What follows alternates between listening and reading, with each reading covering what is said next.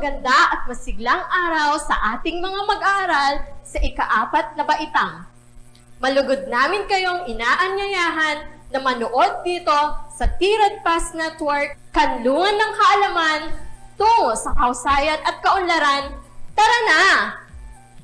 Ako si Teacher Marjorie, ang inyong magiging guro sa edukasyon sa pagpapakatao. Handa na ba kayo? Kung handa na kayo, simulan na natin at naway kayo'y maging aktibo sa ating talakayan. Ngayon, ang araling ito ay batay sa Most Essential Learning Competency na nakapagninilay ng katotohanan batay sa mga nakalap na impormasyon sa balitang napakinggan, patalastas na nabasa o narinig, napanood na programang pantelebisyon, nabasa sa internet at mga social networking sites. At ang mga layunin ay nakapagsusuri ng katotohanan batay sa patalastas na nabasa o narinig, nakapagninilay ng katotohanan batay sa nakalap na impormasyon. Bago natin simulan ang ating talakayan sa araling ito, narito ang isang katanungan na gagabay sa inyo upang lalo ninyong maintindihan ang aralin na ito. Bakit mahalaga ang pagninilay-nilay ng katotohanan mula sa nakalap na impormasyon? Ngayon, simulan natin ang ating talakayan at basahin natin ang dialogo ng mag-ina at pagkatapos ay sagutin natin ang mga tanong. Isang araw, habang nagluluto sa kusina si Aling Ana ay nakatakbong lumapit ang anak niyang si Jeya na hawak-hawak ang isang magazine. Nanay, tingnan mo po ito. Ang galing nitong sabong panlaba. Bili ka po nito para hindi na tayo mahirapan sa paglalaba. Bakit? Ano raw sinasabi dyan, anak? Sabi po dito, kapag itong sabon daw ang binibilhin natin, tanggal agad ang mga dumi at mantsa. Kahit hindi na kusutin, kaunting babad lang ang maaalis na ito. Ganun ba? Pero alam mo ba anak, napatalastas yan? Kaya ganyan sinasabi nila kasi gusto lang nila na marami ang bumili sa kanilang mga produkto. Kaya po pala gumagawa sila ng patalastas. Pero syempre, ikaw pa rin ang nanay, ang magaling maglaba, lalo na kapag katulong mo ako. Kaya kahit anong sabon pa ang gamitin natin, tiyak na malinis ang ating labada. Naintindihan ba ang dialogo ng mag-inang sina Aling Ana at Jeya? Magaling! Ngayon ay sagutin natin ang tanong upang mas lalo pa nating maunawaan ang dialogo. Para sa unang tanong, ano ang ibinalita ni Jeya sa kanyang nanay? Tama! Ang ibinalita ni Jeya sa kanyang nanay ay ang tungkol sa sabong panlaba. Pangalawang tanong, bakit kaya nagustuhan ni Jeya ang sabong ito? Husay! Nagustuhan ni Jeya ang sabong ito dahil madaling makaalis ng dumi at mantsa. At ang panghuling tanong ay, naniwala ba sa patalastas si Aling Ana? Bakit?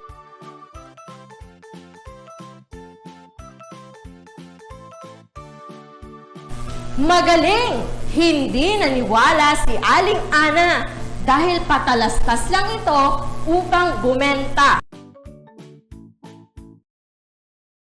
Mahusay mga bata! Batid kong naunawaan ninyo ang ating binabasa dahil nasagot ninyo ang mga tanong ng tama.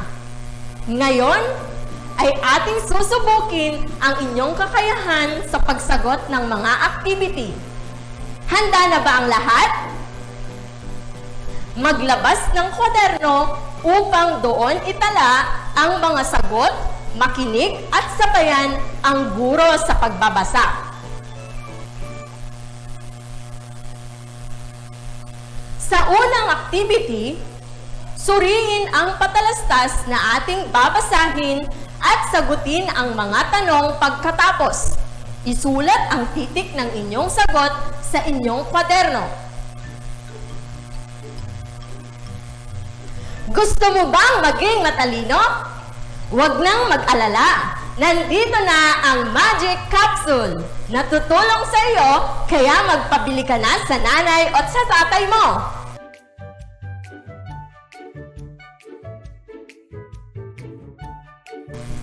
Tungkol saan ang patalastas? Ito ay tungkol sa A. Produkto, B. Artista, C. Pagkain, o D. Katalinuhan.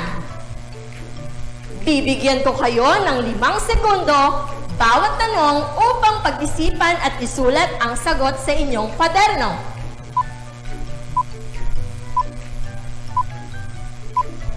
Tapos na ang inyong oras. Magaling! Ang tamang sagot ay letra A. Ito ay tungkol sa produkto.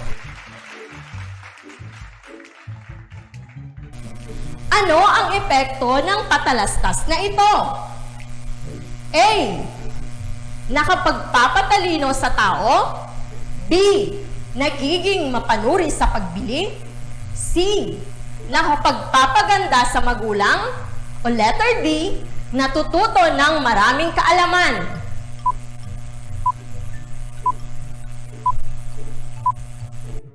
Tapos na ang inyong oras. Magaling! Ang tamang sagot ay letra D. Natututo ng maraming kaalaman. Makatotohanan ba ang impormasyong hatid ng patalastas? Bakit? A. Opo, dahil pwede ito sa mga bata. B. Opo, dahil may magandang epekto ito. C. Hindi po, dahil hindi naman kailangan. Or letter D. Natututo ng maraming kaalaman.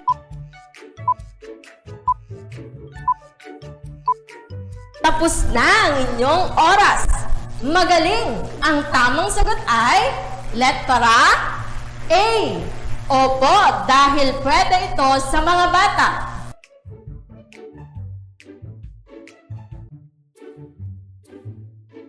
Magpapabili ka ba ng Magic Capsule na nabanggit sa patalastas? Bakit? Letter A. Opo, dahil pwede ito sa mga batang katulad ko. B. Opo, dahil magiging matalino ako. C. Hindi po, dahil hindi naman ako sigurado sa magiging epekto nito. O letter D. Hindi po, dahil hindi naman lahat ay nagsasabi ng tamang mensahe.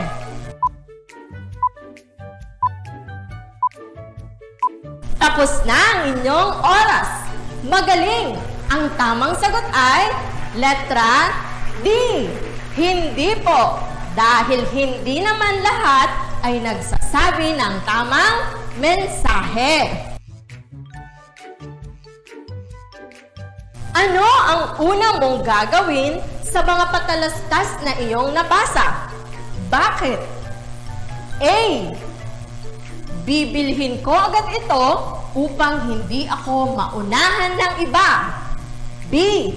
Pag nilay-nilayan ko ito ng mabuti upang malaman ko ang katotohanan.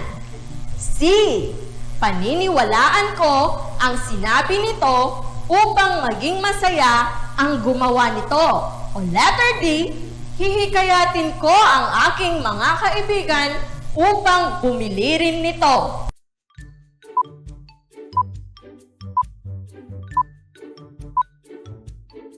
Tapos na ang inyong oras.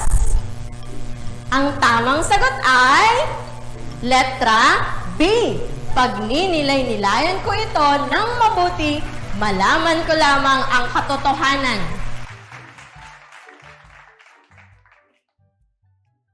Mga bata, tandaan na hindi lahat ng impormasyong maaari mong marinig, mapanood o mabasa ay may katotohanan. Kailangan mong pag-aralan ang mga impormasyon mula sa balita, patalastas, programang pantelebisyon, nabasa sa internet at mga social networking sites. Ang pagkakaroon ng kritikal na pag-iisip ay hindi lamang pagsusuri kung hindi ang matamang pagninilay sa katotohanan ng mga impormasyong ito. Ang pagninilay ay ang pag-iisip ng mabuti kung ano ang mabuting gagawin sa isang bagay o sitwasyon. Tinatawag itong pagmumuni-muni, pagkukuro-kuro o pagbubulay-bulay. Marapat na nakapagninilay ng katotohanan batay sa nakalap na impormasyon upang hindi magsisi sa bandang huli. Dumako na tayo sa pagsasanay. Tignan ko nga kung naintindihan ninyong mabuti ang ating aralin. Basahin ang pahayag at isulat ang I kung tama ang sagot at M naman kung mali. Bibigyan ko kayo ng 5 segundo bawat tanong upang pag-isipan at isulat ang sagot sa inyong kwaderno. Uulitin ko mga bata. Ano ang inyong isusulat? Magaling! T at M lamang. Handa na ba kayo? Umpisahan na natin sa unang bilang. Hindi ko agad pinaniniwalaan ang impormasyong aking nabasa.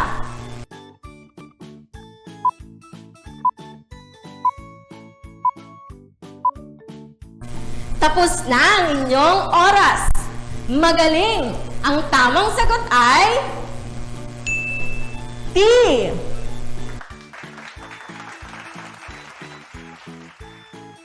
Lahat ng patalastas ay totoo, kaya tatangkilikan ko ang mga produktong tinutukoy nito.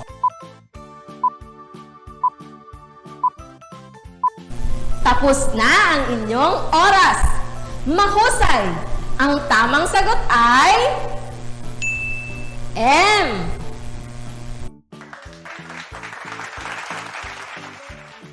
Pangatlo, ikukumpara ko ang totoo at hindi totoo sa aking nabasa sa pahayagan.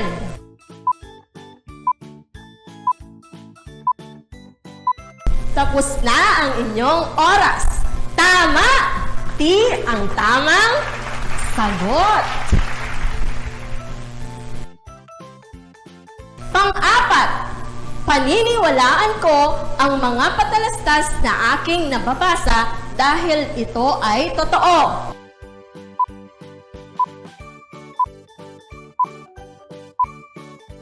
Tapos na ang inyong oras. Magaling! Ang tamang sagot ay M.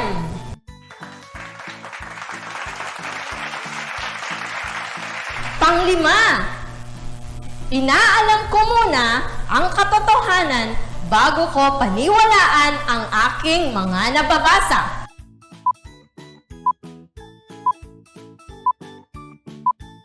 Tapos na ang inyong oras. Ang tamang sagot ay T.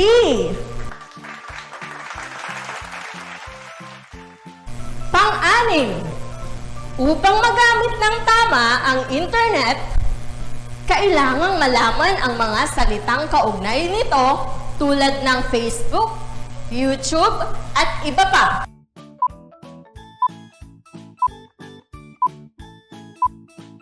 Tapos na ang inyong oras. Magaling! Ang tamang sagot ay T. Pang-pito, ang pagsasaliksik gamit ang internet lamang ang mabisang paraan upang makakuha ng mga tamang impormasyon.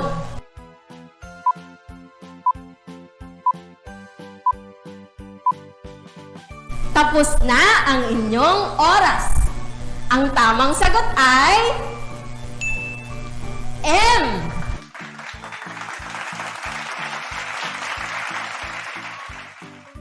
Pangwalo, huwag maging mapanuri sa mga pinapasok na site o blog site.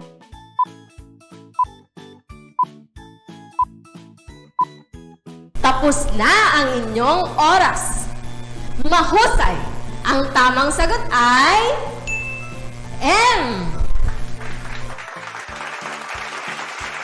Pangsyam, isang pindot mo lang ay makikita mo na ang gusto mong malaman sa internet.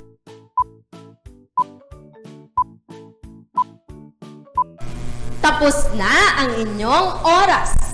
Tama! D ang tamang sagot. Panghuling bilang. Ang teknolohiya ay isang malaking bahagi ng mga pagbabago kung saan mas maayos na maipakita ang mga aralin na itinuturo sa klase. Tapos na ang inyong oras. Magaling! Ang tamang sagot ay D.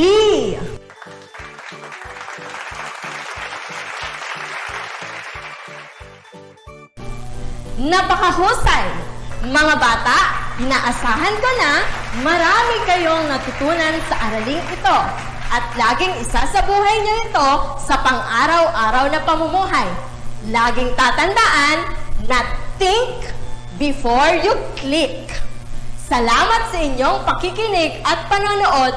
Ako si Ginang Marjorie Lozano. Hanggang sa muli. Paalam!